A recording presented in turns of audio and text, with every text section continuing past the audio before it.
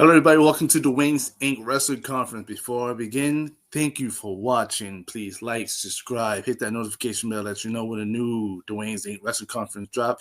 Thumbs up helps out the video. Comment below. I do engage in the comments. I do answer them. I do. Let's get right into the Smackdown review. Just finished watching Friday Night Smackdown. Usually every time I do this, I always give it between a 1 and 10. Today I will probably have it. I'll probably have to give it a good 6.9. Give it a 6.9. Really nothing amazing. Nothing really spectacular happened tonight. Well, except yes, the debut of Rey Fenix and new match to WrestleMania. We still on the road to WrestleMania. Let's get right into the show. The show it was in Chicago, CM Punk's hometown. So you know if they in Chicago, you know who had to open the show. CM Punk came out to a massive ovation, welcoming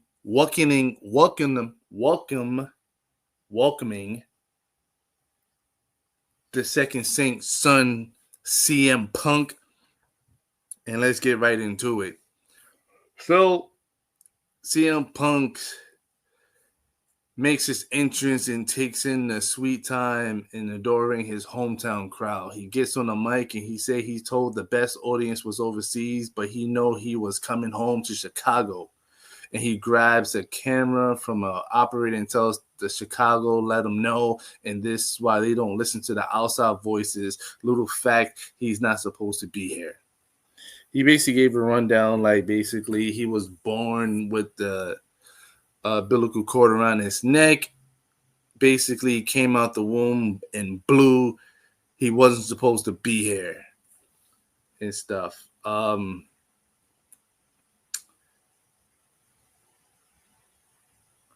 He told his hometown friends and family they are here tonight. He's going to who's going to make him leave. Every time he laces boots up or goes into the grocery store, he does his business and nothing has changed.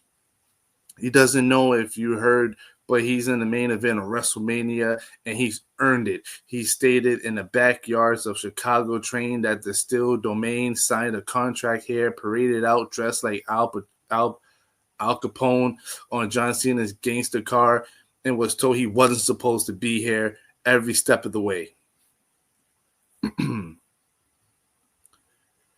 He said there's too many people to think he got him where he needed to be, but he figured the crowd was his good start. So from the bottom of his heart, he thinks the Chicago crowd. He got a date at WrestleMania. He promised he's going to whip Seth Rollins' ass and put a beating to Roman Reigns in the main event of WrestleMania. And then right after he just said that, Paul Heyman makes his way to the ring. Paul Heyman came out and said last time they stood in the ring, he came up to CM Punk because Solo Sikoa and the company was beating down his neck, and he said, please take me with you. And then the next week, they took him out longer than he ever been out expected. The time he was fired, and then Punk took a beating from Drew McIntyre so severe in the Hell in a Cell that he almost didn't come back. And then he came to CM Punk, begged and pleaded for Punk to be the fifth and win in the War Games, and Punk did for him and saved the family. At the credit in the world, he thanked him, but he said he indulged him and he had one more favor to ask him. Punk said that he can do it for him. Punk said what he did for him, and Paul leans in and asks Punk to tell him the favor he wants him. He wants of him. Please. Roman is breathing down his neck, and he wants to know what it is. And when these Samoans gets angry, Punk gets confirmation that Roman isn't here and tells Heyman he like to tell him the same time he tells Roman and let him know when the Big Chief wants to show up next. So basically, after he said that, he walked out and left Paul Heyman in the ring by himself. basically just trying to be like, now he got to deal with Roman Reigns and stuff. So it goes right into our first match of the night. We have Nathan Frazier versus Ray Phoenix debuting in WWE.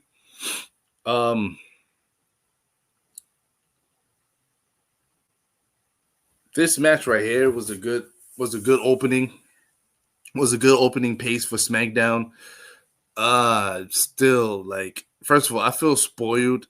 First of all, the fact that when it was on a European tour, the thing came on early, so I would usually do it earlier. But now I have to wait and do a whole 3 hours, and it's super late right now. I'm kind of tired. But this match was very fun, very fast paced. Nathan Frazier's freaking quick. I thought that Ray Phoenix was going to go against Carmelo Hayes, which I think would have been a good opponent for him, but I was not expecting him using Nathan Frazier. Was a great opponent for Ray Phoenix. This match was really good. I really enjoyed it from bell to bell, beginning to end. It was a great. This was a great way of showing the WWE crowd of who Ray Phoenix is and what Ray Phoenix can do, and that's just the tip of the iceberg because he didn't even give you everything that he can do. But overall, this was a good match. Good back and forward match. It was like a fast and slow pace. Knowing Ray Phoenix matches is always quick. But this is WWE, so it's like fast pace. You know. So going out fast pace, filling out. Frazier ducked and kicked, fall his way to the ropes, shot off.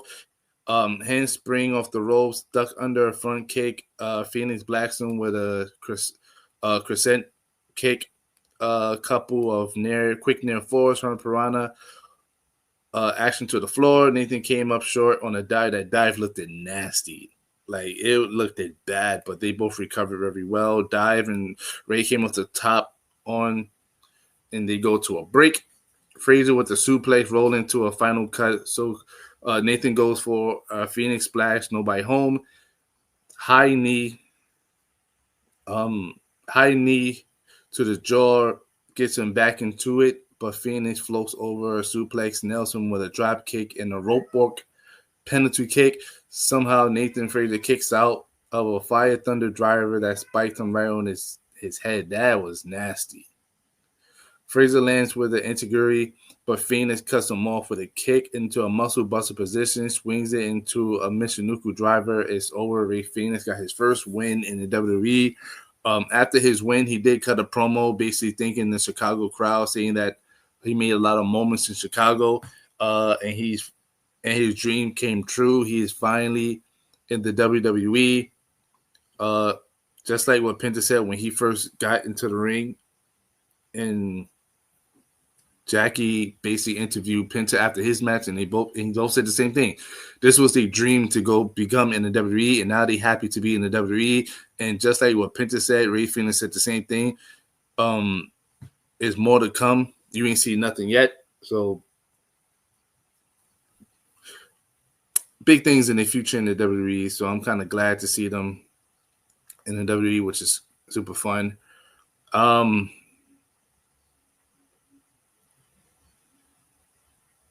So basically,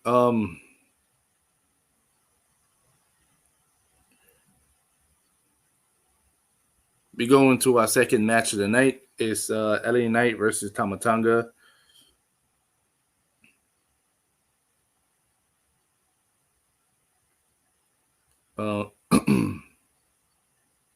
They actually had like a backstage moment between Solo and LA Knight and Tama Tonga. Then basically Tama Tonga basically kind of like threatened them, and LA Knight was like, basically, I'll see you in the ring. And then that's how we got into the second match of the night, LA Knight versus Tama Tonga.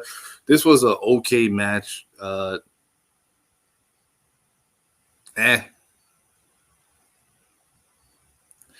was an okay match, you know, nothing really special at all. Back and forward, LA Knight got the win. Distraction. Solo came out, tried to distract LA Knight, but he ended up blasting him off the apron. Tama Tonga tried to take advantage of that, and basically,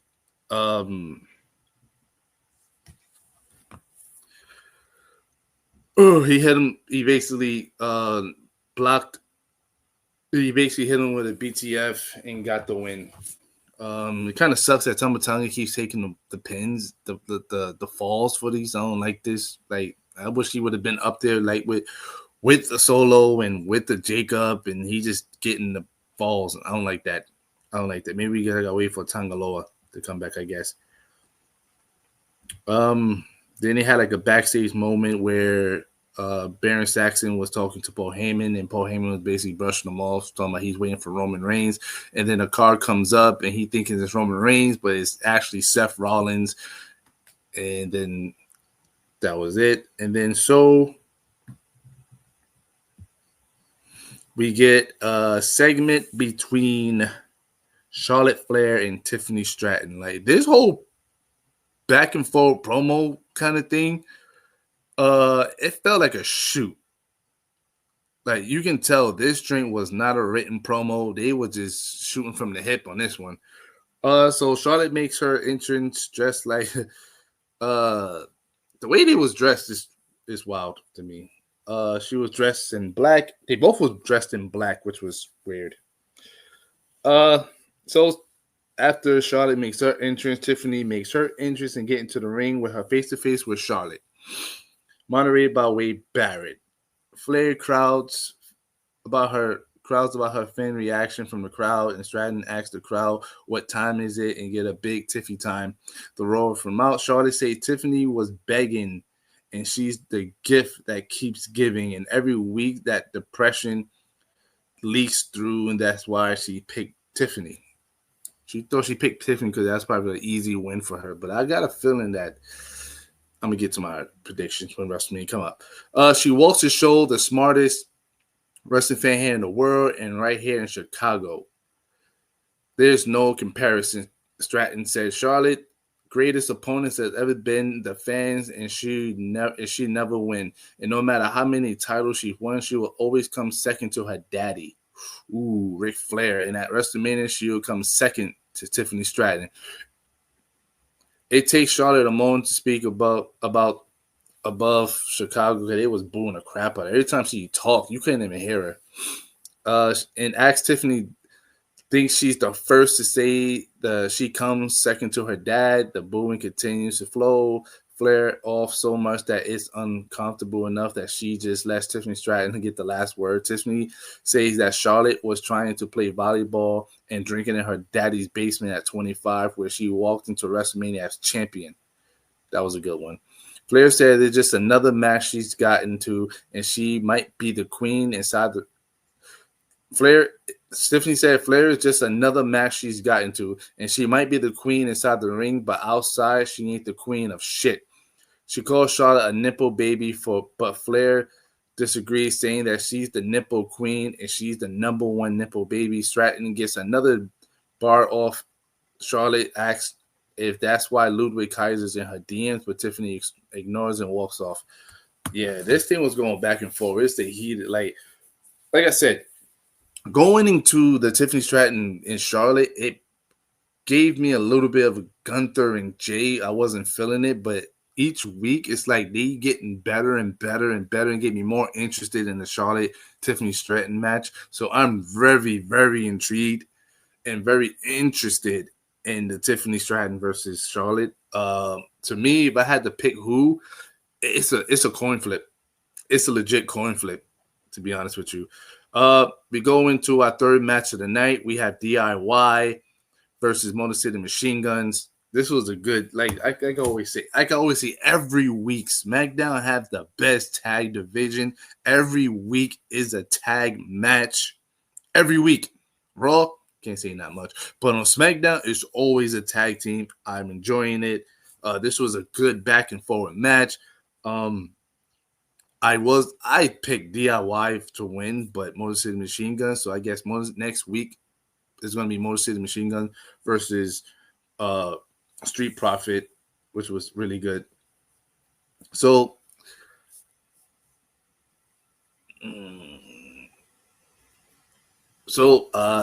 Saban dives on DIY and throw Ciampa back inside.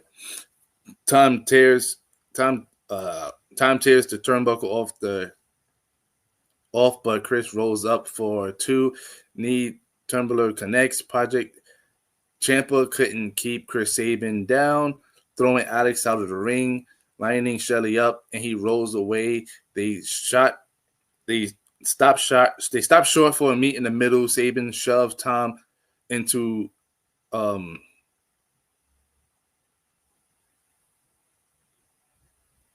don't know why, but um rolls up and shaving the little Backstreet Boys Backstreet Hardy Boys sequence up for Skull and Bone, but Gargano shoves Shelly off the turnbuckle. Schoolboy for Ciampa, feet on the ropes, but the referee Charles Robinson catches him. He changes in. Sabin drops in for a turnbuckle.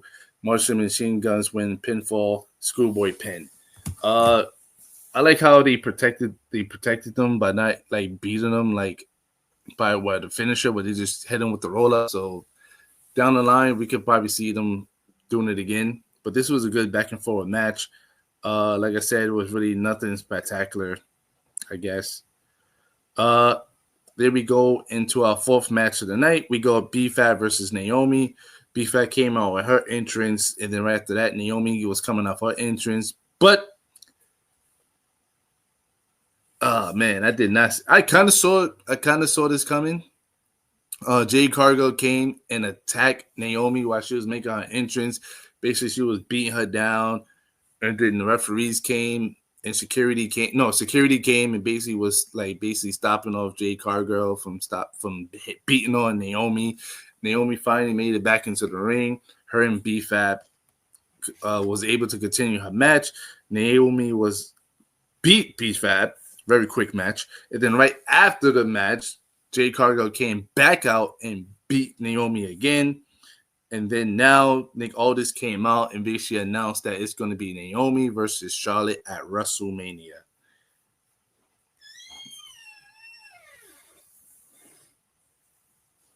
So yeah, that was good. We actually saw that coming. So I'm down for Naomi versus Jade Cargill. So that's going to be amazing. Right then and there, we have a Kevin Owens segment. Nick Aldis basically came out and said that Kevin Owens have an announcement to announce that he's not going to give you details of what he's going to talk about. He's going to have Kevin Owens come out and say it for himself. Then Kevin Owens comes out. He gets on the mic and he say he's been doing this for 25 years. And that in time, he gave everything he had every time he stepped into the ring, and he's gotten to live incredible things and experience things he never forget, and take care of his family in ways he could never dream of. But there's a price to pay for that, and that's the toll on the body. And now it seems like it's his turn. The reality is, for the last 4 months, he's been dealing with a pretty serious neck injury, and this week they figured it out, and now he have to go get neck surgery. So what's he going to do? And that's the timing couldn't be worse, because not going to be in a ring with Randy Orton at WrestleMania really sucks. And that's, wow. Like, to have Kevin Owens versus Randy Orton not happen at WrestleMania, I did not see this coming. Little part of me want to say this is storyline. But then again, like, why would you do this when you have like a couple of weeks going in? I don't know. I'm going to be optimistic on this one just to keep an eye out, because I don't want to say, oh, yeah, it's legit off. But then again, it might be part of the storyline. So I don't know. He was thankful for WWE for letting him come out and say it himself, because he doesn't know when he's going to get to come out there again. The last few years, he learned not to take anything for granted, and he learned not to take his for granted. But now he wants to say thank you, and he's sorry. On his way out, Randy Orton makes his entrance. Kevin holds his ground on the apron. Randy makes his way up to him and says something. Owen leaves but stops to simply confront a fan. Orton's and his thoughts in the ring, and Aldis apologized for no longer having a match. And Randy hits Nick Aldis with an RKO. So basically, Kevin Owens versus Randy is no more at WrestleMania, quote unquote. Because we don't know. It could be storyline, but we have to see what happens throughout the week. Having Randy versus Kevin Owens not being on the card will suck. I was really looking forward to that match, especially to the build up to the story between them. But then that goes into question: if Kevin Owens can't make it, will Randy still have a match at WrestleMania? And who will his opponent be? I guess we're going to have to find out in the next couple of weeks, I guess. Going on to the fifth match of the night, we have Braun Strowman versus the Samoan Werewolf Jacob Fatu for the number one contendership. Last man standing match for a number one contendership for the United States Championship. This was I think this is probably the third time wrestling singles, right? No, second time wrestling singles. This was a good back and forward. So Samoan Werewolf charges on the floor. Braun Strowman wraps a chair around Braun Strowman, expressing some crashing through the timekeeper barricade. Then he out in the crowd, Strowman gets on top and stacks of a rolled case, suplexing off the case through a table. Braun bleeding from the arm, crawling his way back to ringside, crawling his way back into the ring. Back inside, Fatu puts him through a table with a hip attack. Both men are down. Referee counts. Jacob Fatu stares at 8 and pulls himself up at 10. Jacob Fatu versus LA Knight at WrestleMania for the United States Championship. I'm down for that. I am down for that. I'm glad that Jacob Fatu is getting this opportunity. This is amazing. Big fan of Jacob Fatu. That match is going to be a banger. Who's going to win? I don't know. But I'm all for it. All right. So now we go to backstage. Byron Saxton is with Paul Heyman again, basically asking him, hey, where is the tribal chief? Where is Roman Reigns? Is he on his way? And then as they speaking, here comes an SUV. The SUV comes down and Roman Reigns comes out. Paul Heyman is basically in front of him to greet him, but he literally bypassed Heyman, and we have a full walkthrough of Roman Reigns from his SUV car all the way down through gorilla position, going to the entrance, walking to the ring. Roman Reigns asks the crowd to acknowledge him and asks his white man if he's here. Heyman says he is, and the crowd responds with a thunderous CM Punk chant. Roman asks if Punk is still talking about this favor, and Paul says he is. Roman asks if he should share a secret, and Paul says he should. And Roman says CM Punk wouldn't even be here if it wasn't for him. He wouldn't be in the main event of WrestleMania if it wasn't for him. And he gets in, and he's from the same city, and these good people, but they're not that smart. CM Punk's been around forever and wrestled everyone under the sun, but he's never been in the main event of WrestleMania. Not until he was introduced to the tribal chief. The crowd chants for Roman and asks Punk to come down and indulge in his tribal chief as what his favorite is. Seth Rollins comes on instead. He says Roman doesn't like living in reality and cites a few examples of WrestleManias where things went wrong for him. He says Roman Reigns estimates CM Punk, this is Seth talking, and he's ignoring him, and he just go his way, and that doesn't work. Could have stopped him in War Games, could have stopped him in the Garden, and he didn't.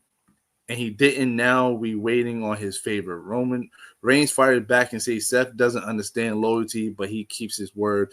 And he didn't call Seth down here. He called Punk down here.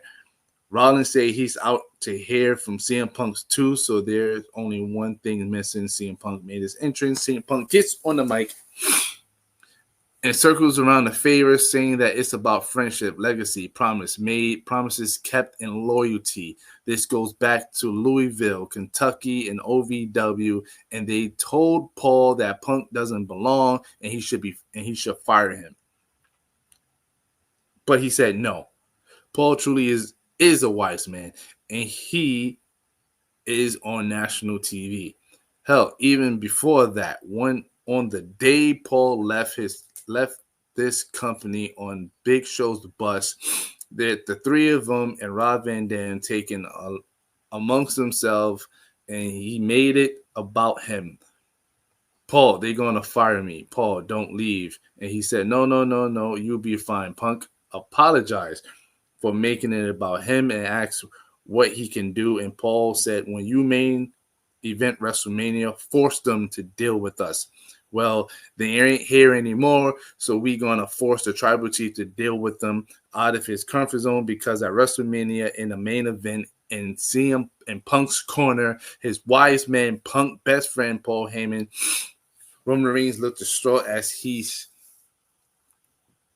grinning spread across Seth's face. Roman looks away, then looks back, asking if that's really the favorite. He laughs it off, and Punk looks still-eyed at him. Roman says Paul loves him and needs him to save him, and if he lets him, he wouldn't. He asks his wise man to let his desperate fool down easy. Paul Heyman, red-eye, looked at him confident, about to cry, unable to bring the mic to his mouth on the force of the words. But Roman asks if he's crying, and he better wipe them and tell him no. The words start pouring out of his mind, and Roman Reigns say he told Paul and it made him relevant. Tell him no. Come across. So,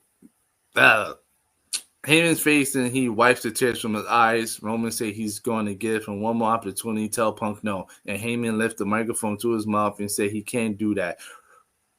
Rollins falls to his knees laughing. Roman gets in Paul's corner, and Punk blindsides the tribal chief and hits him when to go to sleep. Punk squares up with Rollins now.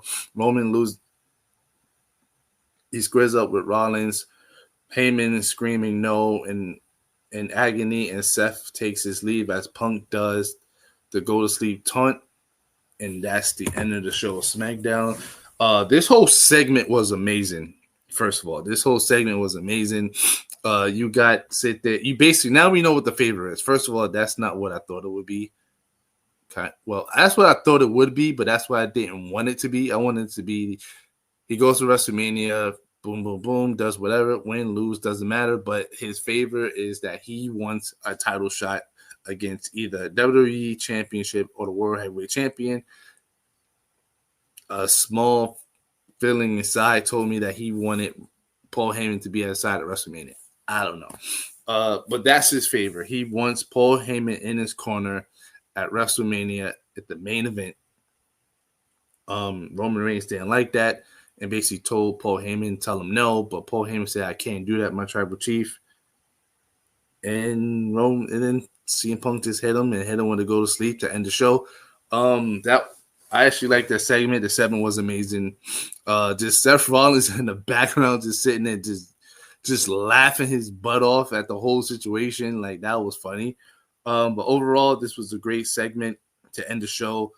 Still looking forward to the road to WrestleMania, see how far this is going to progress and how far it's going to go. Thank you for watching. I'll end it here. Thank you for watching the Wing Sync Wrestling Conference. Please like, thumbs up, comment below, hit that notification bell, let you know when a new Wrestling Inc. Conference video drop. Subscribe to the channel. It helps out. Everything helps out. It helps me keep doing more of these videos and stuff like this. I enjoy doing them. Thank you for watching the Wing Sync Wrestling Conference, and I'll see you on the next video.